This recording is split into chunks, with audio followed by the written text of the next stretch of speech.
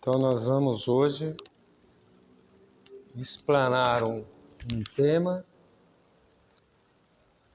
que é assim polêmico, pelo menos para mim, porque nós estamos ainda estando com alguns preconceitos ou algumas coisas que ainda nós, pela nossa dureza, né, nosso entendimento, que é a caridade para com os criminosos. Primeiramente, eu queria pedir a permissão a Deus, permissão a esse Espírito que trouxe essa mensagem do Evangelho, que são as palavras de Jesus, né? Que trouxe essa amai os nossos inimigos, amai o nosso próximo como a nós mesmos, pelo espírito de Elisabeth de França, Havre, 1862. Peço a licença aos nossos irmãos para que hoje nós vamos explanar de uma maneira singela, da forma que nós possamos ter a compreensão do nosso entendimento. Fica aqui uma reflexão minha, para o meu eu, passando para vocês. O quanto é difícil, né? Mas tem um porém. Depois que nós conhecemos Jesus, depois que nós adentramos na doutrina dos Espíritos, algo transforma a nossa alma, algo nos transforma, de forma que quando vemos algum irmão, uma situação de perversidade ou criminosa que nos choca, e de repente nos estimulamos aquele pensamento de cólera ou de raiva, já lembramos que temos que nos modificar. Nos chama a atenção de nossa alma aquele pensamento. Por quê? Porque é o nosso irmão. É o nosso irmão. Nós somos filhos de quem? Quem nos criou? Foi Deus. Deus é o nosso Pai. E aí você, muitas das vezes, nós julgamos com perversidade, sendo que é o nosso irmão. E nós não temos essa condição de julgar, porque nós ainda somos espíritos que precisamos também nos reformarmos. Estamos aqui na escola da vida. E se esses irmãos estão palmilhando junto conosco aqui, e nós já conseguimos, através de encarnações, nos libertarmos de algumas complicações de outras vidas, devemos também ter compreensão para com eles e entender que se eles estão aqui, é para nos ensinar, para fazer a mudança que nós ainda necessitamos e precisamos, como exemplo, para não fazer aquilo. Agradecer a Deus por lá atrás, pelo menos nessa vida, em outras talvez, por estarmos aqui, porque também tivemos um berço. Nós tivemos um pai, uma mãe que nos educou, aquela tia querida, os avós nos ensinando, nos mostrando o caminho do Evangelho, o caminho de Jesus.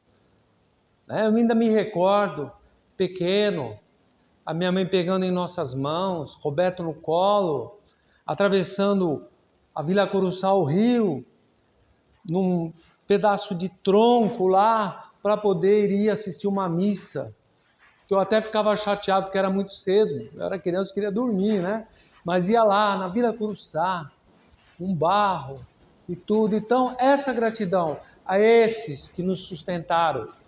Mas muitos dos nossos irmãos não tiveram essa sorte. Não tiveram essa sorte. tiveram dificuldades a começar no seu lar. Não teve, às vezes, o apoio daquela mãe ou daquele pai. Hoje eu me recordava, estudando a sublime leitura de Jesus, falando do amor e da caridade, de minha ex-mulher, que ela foi dar aula no Encosta Norte. E ela chegava totalmente desequilibrada das situações daqueles garotos que revelavam coisas para elas absurdas, para aquela época.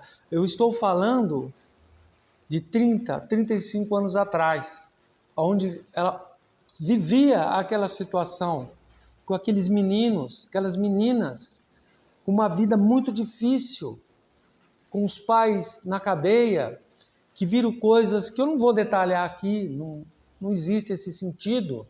Mas e aí? Qual seria a sorte desses meninos? Qual é a sorte? Seria a mesma sorte de um filho nosso? Não é. Porque nós estamos unidos em uma fé, nós estamos unidos no Cristo, nós temos o nosso espelho que é Jesus, nossa mãe nos trouxe, alguém, se não foi a mãe, foi alguém que pegou em nossas mãos numa hora de uma dor ou na hora de uma dificuldade e falou para nós: olha, tem uma casa assim, assim, assado, vai até lá, vai, aquilo vai te ajudar. E isso foi reformando a alma dos nossos pais e a nossa também. Nós fomos aprendendo, né? Através dos estudos, através do Evangelho, livro dos Espíritos, fomos nos transformando, fomos nos mudando, mas nem todos têm essa chance. Mas não cabe nós a julgar. Se Jesus, no Calvário, vamos relembrar, quando Dimas retruca com outro irmão, nós estamos aqui porque somos criminosos. Ele não. Que mal fez esse homem? Esse homem é inocente. E Jesus abençoa aquele irmão e fala: hoje ainda estarás no reino de meu Pai. Estará no paraíso, né? Figurado, mas estará no reino de meu Pai. Então, se Jesus fez essa promessa para aquele irmão que estava arrependido naquele momento da dor, como que nós vamos julgar? É difícil amar. Eu sei que é difícil, porque eu também me vejo assim. Mas, meus irmãos, vamos analisar bem. O amor, ele é sublime e ele tem várias diferenças, o amor. O amor que eu tenho pela minha mãe é diferente do amor que eu tenho pela minha esposa, assim como é diferente o amor que eu tenho pelos filhos. É diferente a maneira de amar e de ver. É evidente que você não vai pegar um irmão que você nem tem afinidade ou que é realmente uma pessoa que está perdida devido à sua vida, devido a qualquer consequência ou mau ensinamento, você não vai convidá-lo para um aniversário de um neto seu, de um filho seu. São coisas diferentes, porque não tem os mesmos hábitos que nós, não tem a mesma colocação, não é possível, não é? Então, isso que nós temos que ter essa compreensão. Mas que amor é esse que eu tenho que interagir? É o amor da caridade, de olhar aquele irmão como um irmão mesmo nosso. Eu tive recentemente uma experiência de um casal que tem um filho da idade do meu. E o pai, ele sempre passava uma forma assim: eu não levo desaforo para casa. Eu não levo. Eu falo. Eu, quando era mais jovem, eu batia até hoje. Se precisar, eu bato. Eu não sei o quê. E contaminou a esposa. E falando, aí eu comecei a conversar com ele, eu falo, mas você não devia fazer isso. Aí ele falava que o pai dele fazia isso. O pai dele brigava, pegava arma, fazia tudo isso. E no futebol, né, nós estávamos até comentando, o meu filho joga bola. E até ele me ensina às vezes, que eu também já fiquei bravo. Né? E, revida, ele fala, mas é meu amiguinho. Não está me ensinando? Ele é meu amiguinho, como que eu vou revidar? Mas o pai pegou esse garoto, que é um garoto assim, menino maravilhoso, e ficou colocando coisas na cabeça do menino para o menino agredir. E teve uma situação que o menino um dia agrediu um garoto. E aquilo, para mim, assim, minha família, me doeu. Você, sabe quando dói o seu coração, você fala, meu Deus, o menino é um menino bom, maravilhoso, olha o que esse pai fez. E eu falei alto, não, Eduardo, não faça isso. E o pai, não faz por quê? Eu falei, não faça isso, ele está agredindo o colega dele. Mas não faz por quê? Tem que agredir mesmo. Eu fiquei indignado, eu falei, meu Deus, como? Veja bem, como que nós temos que reverenciar a nossa educação. Quantos pais que não cometem esses delitos? Quantos? Quantos que não faz isso com seus filhos? E depois, o que vai acontecer? Lá na frente, vão chorar. Vão chorar, porque você transforma, às vezes, uma pérola que você tem na sua mão em uma pedra bruta, numa pedra que se vinga, numa pedra intolerante. Então, esse é o nosso cuidado que nós devemos ter com a sociedade, com os nossos filhos. Aqui também, essa lição, ela fala para nós que nós não podemos julgar os nossos irmãos, porque nós ainda somos passivos de entendimento de Deus para conosco, ou seja, ainda somos almas devedoras e que talvez cometemos delitos que aos olhos da sociedade não é crime, mas aos olhos de Deus é crime. E o que nós devemos fazer? Como que nós devemos fazer? Rezar, fazer uma oração para esses irmãos, nas nossas preces, colocar eles, oferecer a prece às penitenciárias, àqueles que estão de tocaias nas ruas, né? Oferecer para eles. Essa é uma manifestação de amor, de caridade. Nós podemos fazer isso. Isso não vai custar nada para nós, pelo contrário, vai nos trazer benefícios para nós, vai trazer coisas boas para nós. A troca. É por isso que a gente não deve ficar exaltando conversas. Pode ver aqui que se nós, sim, de um tempo para cá, a gente percebeu coisas que a gente tem que mudar, né? Por exemplo, eu acredito que todos aqui já tiveram experiências assim. Você encontra um amigo e começa a falar do outro, um mal feito, alguma coisa que ocorreu com aquela pessoa. Eu não sei se é a mediunidade ou se isso acontece com todos. E você começa a conversar aquele assunto, pelo menos, eu começo a me sentir mal. Eu não me sinto bem. Eu sinto a influência daquela pessoa. Né? Então, por quê? Porque o nosso pensamento é energia. E o nosso pensamento chega até aquela situação, até aquela pessoa, até aquela família, até aquela casa. Né? Por isso quando a gente está no nosso lar, o lar é sagrado, ele é sublime. O nosso lar, ele tem que ser um lar harmonizado.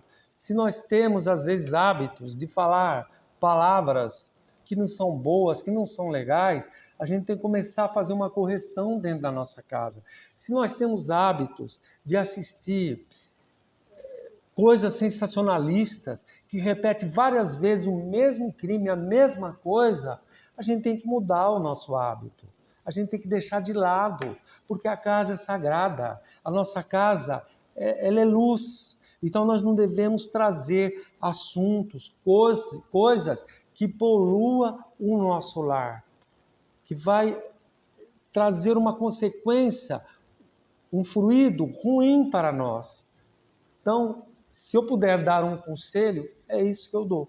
E é isso que eu adoto em minha casa há muitos anos. né? Assistir, por exemplo, filmes horrendos, né?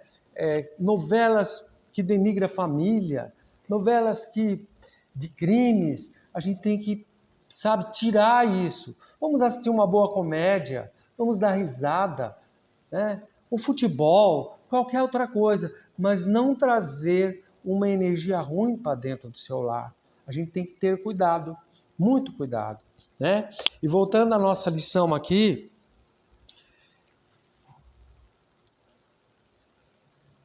vou falar sobre Maria Madalena. Vamos observar. Maria foi pega em adultério. Então ela era uma mulher, vamos falar assim, da vida, não é isso? E naquele tempo, os homens, eles apedrejavam as mulheres, né? Então vamos olhar como Jesus. O que aconteceu com Maria? Ela foi pega em adultério e aqueles homens usaram Maria para tentar Jesus, para ver o que ele ia dizer. Porque se ele fosse contrário ao julgamento daquelas leis de Moisés, mosaicas, né, dos judeus, ele estaria contra as leis, né? E como Jesus era um espírito iluminado, apresentaram Maria de Magdala, Maria de Madalena a ele: Senhor, está aqui, pegamos essa mulher em adultério. Então Jesus, sentado, mexendo na areia, olhou para eles: quem não tiver pecado, atire a primeira pedra. Ele se levantou, e a imagem de Jesus era forte. Jesus, nas suas palavras, nos seus pensamentos, ele atingia uma situação naquelas almas que ainda pequenas, que estavam em desenvolvimento, pegava com uma força muito grande, que aqueles homens, ao receber aquela chamada de atenção daquele espírito puro, né, desarmaram. Eles ficaram sem ação. O que eles fizeram? Jogaram as pedras fora e foram se retirando um a um, né? Então aqueles que atentaram, que eram os sacerdotes da época, que estavam ali sempre testando Jesus também. Por quê? Porque eles também tinham também se aproveitado de Maria, algum deles, né? Então atire a primeira pedra. Vamos usar isso para conosco, né? Talvez hoje nós somos melhores que uma vida anterior. Talvez cometemos alguma coisa, algum crime, alguma coisa numa vida passada, e aí, devido a nossa modificação, que foi o que aconteceu com Madalena, nós somos evitados de situações drásticas e consigamos ainda encarnar aqui na Terra. Esses irmãos que cometem crimes, se eles não se arrependerem, eles não vão ter outra oportunidade, pelo menos no planeta Terra, mas não cabe a nós julgar, não cabe a nós questionar.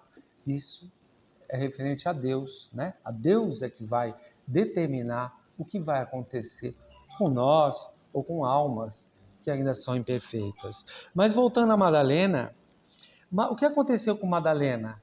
Então ela era uma mulher de má vida, uma mulher que prejudicava, né, os casais, né, ela trazia uma consequência nas famílias. Mas ao se deparar com Jesus, ela se transforma. Ela se transforma de tal forma que, se não fosse o preconceito da época e o preconceito até de hoje, ela seria uma apóstola de Jesus. Pode ter certeza, porque ela mudou. Ela era uma mulher determinada, ela mudou a vida dela. É um exemplo para nós, a mudança que ela teve em sua vida. Ela mudou. Ela mudou de tal forma que, vamos imaginar, quando Jesus, depois do crucificamento lá, estava lá no sepultamento, né, naquela pedra, naquela história que nós sabemos, precisava aplicar os óleos, os remédios, as coisas lá. Não foi nenhum homem que foi lá. Nenhum deles foi. Que deveria eles ir, porque tinha pedra, tinha que retirar. eles estavam dormindo ou estavam com medo, né? Provavelmente com medo. Não foram até lá. Quem foi? Quem viu Jesus primeiro? Madalena. Então aí você vê que a gente tem que pensar para julgar. Ela se transformou. E nós temos uma situação também em nossa mente que muitas das vezes nós entendemos que a mudança ela tem que mudar depois do desencarne, mas ela pode acontecer nesta vida, Por isso a gente tem que pensar para desejar ou para falar, né? Aquela famosa frase, né? Ah, se fosse um homem de bem não teria morrido, né? Então a gente fala isso, porque a gente compara, né? Um bandido está vivo, um homem de bem, né? Morreu, né? Então a gente faz essas comparações, né? Mas a gente não deve fazer. E se a gente pudesse olhar para nossas vidas, para a nossa família, as nossas faltas de outras vidas, talvez teríamos vergonha, né? A gente pode falar também das mães. As mães, seus filhos são inocentes. Se você for numa penitenciária, for num lugar onde está aquelas mãezinhas lutando por aquele filho, ela vai falar que o filho dela é bom, que o filho dela não faz nada. E se fosse nós, tivesse um filho, tivesse um irmão, como que nós iríamos pensar? Né? Então a gente tem que estar sempre analisando, pensando como Jesus. Como que Jesus iria julgar? Ele iria julgar? Não, né? Já tem até o exemplo de Dimas. Ele ia dar a chance, ia não peques mais, né? Então a gente, às vezes, por exemplo, aqui nas igrejas, no centro, nas igrejas evangélicas, você não receberia um irmão que viesse aqui em busca de ajuda? Ou às vezes até um anônimo entre nós fecharia as portas? Não podemos fazer isso, não é? Então, é a nossa reflexão para com os nossos irmãos, essa caridade que nós temos que ter para com eles, essa caridade, né? E isso, o que acontece com a gente? Quando nós manifestamos aquele sentimento, por isso que eu falo que a gente tem que ter cuidado com as notícias, tem coisa que não adianta ficar batendo, vendo diariamente aquilo, toda hora, e não tira daquele canal e tá vendo aquilo. Você vai ter uma noite ruim, porque o teu pensamento, ele é construtor. Você constrói. Nós que somos espíritas, que a gente estuda, que a gente lê os livros, o teu pensamento constrói. O seu pensamento, ele tem um plasma que é construtor, né? Então, quando você assiste aquilo e você fica debatendo naquilo, aquela energia vai se voltar para você, né? Aí a pessoa fala assim, eu tive insônia, aí eu não dormi direito, eu tive dor de cabeça, né? Vamos ver como é que foi o dia. Começou o dia bem, ou já ligou a televisão logo de manhã e foi ver notícia ruim, né? Aí vai falar assim, mas a gente tem que estar por dentro das coisas que acontecem. Vamos estar por dentro, por exemplo, de coisas como está acontecendo hoje no Brasil, com relação às fortes chuvas, que nossos irmãos estão desamparados, né? Agora, ficar vendo programa sensacionalista, né? Aí vai nos alimentar às vezes, né? Que nós não, acho que nós já estamos curados, já não pensamos mais assim, mas vai ficar com raiva daquele irmão. Olha o que aquele irmão fez. Isso vai gerar o quê? A cólera. A cólera vai fazer o que com a gente? Vai doer nosso estômago, vai ferir nosso intestino, né? Então a pessoa às vezes não sabe, vai machucar seu fígado, né? Por quê? Porque você se irrita com isso, né? E aí tem um outro assunto também que nós precisamos refletir, que talvez a gente não concorde com Jesus, né? Nós não concordamos, acho que eu não concordo, muitos de nós não concordam com Jesus, né? Porque se nós ainda não conseguimos, pelo menos amar os nossos irmãos dessa forma pequena e singela, é porque nós não concordamos o maior espírito que passou aqui na Terra e que Deus mandou Jesus para nós, para nos ensinar, para nos ajudar a fazer essa construção dentro de nós. Mas nós não perdoamos. Nós estamos falando de perdão, né? Nós estamos falando aqui de criminosos. Nós não sabemos perdoar. E outra coisa, o que acontece com a gente também é que nós não acreditamos no nosso destino. Nós não acreditamos. Eu acredito que todos aqui têm noção que todos nós temos um propósito e um destino, certo? Estou certo? Vocês acreditam nisso? Né? Tanto é que se nós formos aqui analisarmos as coisas que nós já vivemos com perigo, inclusive com malfeitor, e nós saímos ilesos, porque talvez o nosso destino não era aquele, não era ter perdido a vida naquela situação. Então nós temos que acreditar no nosso destino. Eu, por exemplo, eu não vou ficar relatando aqui, o Roberto, nós já tivemos, não foi só uma vez, várias vezes, graças ao bom Deus, passou. Mas nós já tivemos várias situações e estamos aqui. Não aconteceu nada com a gente. Porque aquele não era o nosso destino. Porque se nós estamos aqui no Centro Espírita, nós sabemos que nós temos um destino. Sabemos que nós temos. Sabemos que se eu tiver um bom procedimento, se eu estiver sendo útil, meu destino pode ser contornado. Às vezes, num acidente, era para mim perder um braço, aí eu perco um dedinho. Né? O nosso destino, o destino está aí. Né? Nós temos um destino, Deus é maravilhoso. A gente às vezes não acredita no nosso destino porque a nossa fé ainda é pequena. A gente vacila. Mas a gente tem que ter a nossa fé, a firmeza. Né? Não é que nós vamos ser isentos de sofrimento. Não vamos, porque nós estamos aprendendo. Nós ainda somos imperfeitos. Nós estamos aqui para tentar nos melhorarmos. Mas esse destino vai nos resguardar, vai nos guardar. Vamos acreditar nele. Eu estou dizendo isso, não é também para que nós corremos riscos, né? Evidentemente, eu tenho um destino, então eu posso ficar andando aí a esmo e tal, né? Aí a gente já está cometendo um suicídio involuntário. Não é isso. Mas acreditar no destino.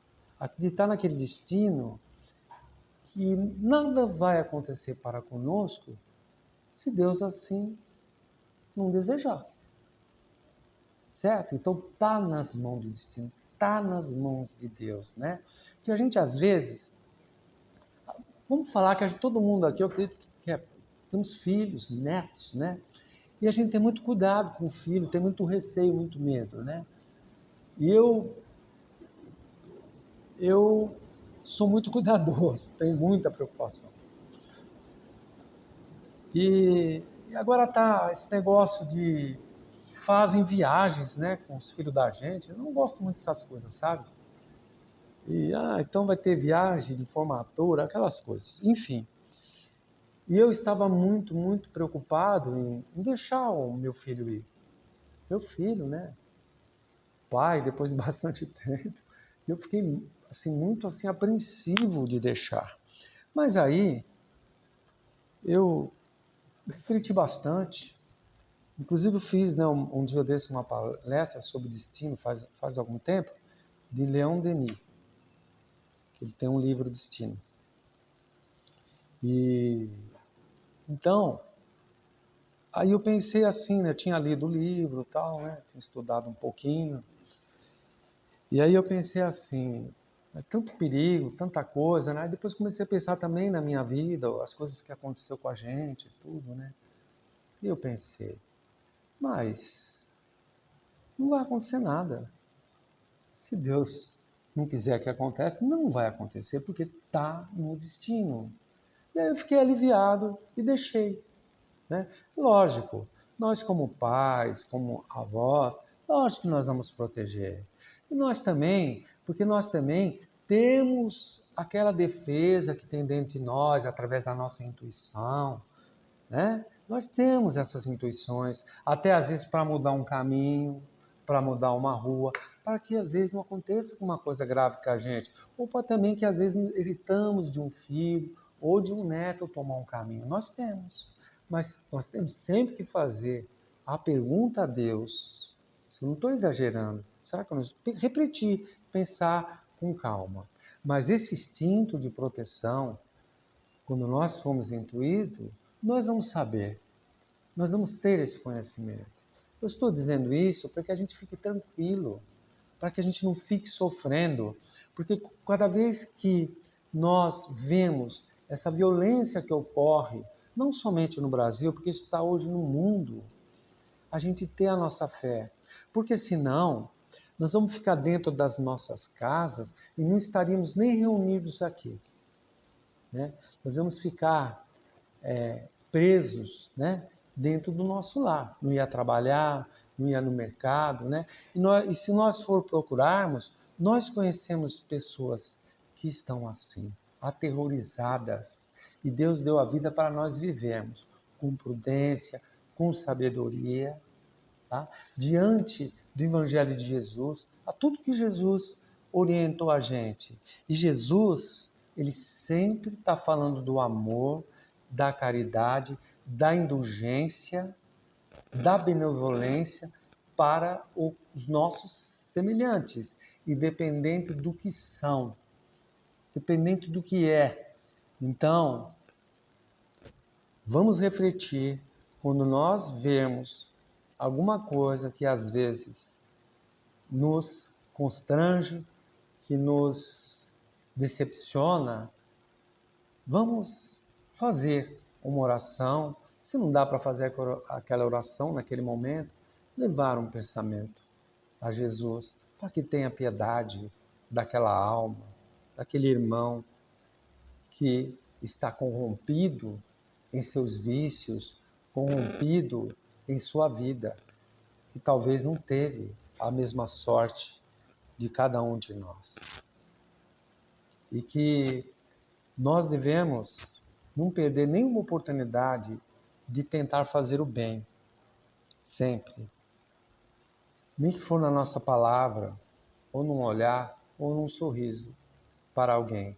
Às vezes, nós somos surpreendidos com pessoas ao nosso lado.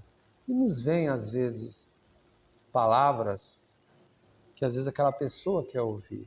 Então não percamos a oportunidade, porque afinal de contas, nós também somos discípulos de Jesus. E um discípulo não pode ter preconceito, não pode ter mágoa, não pode ter.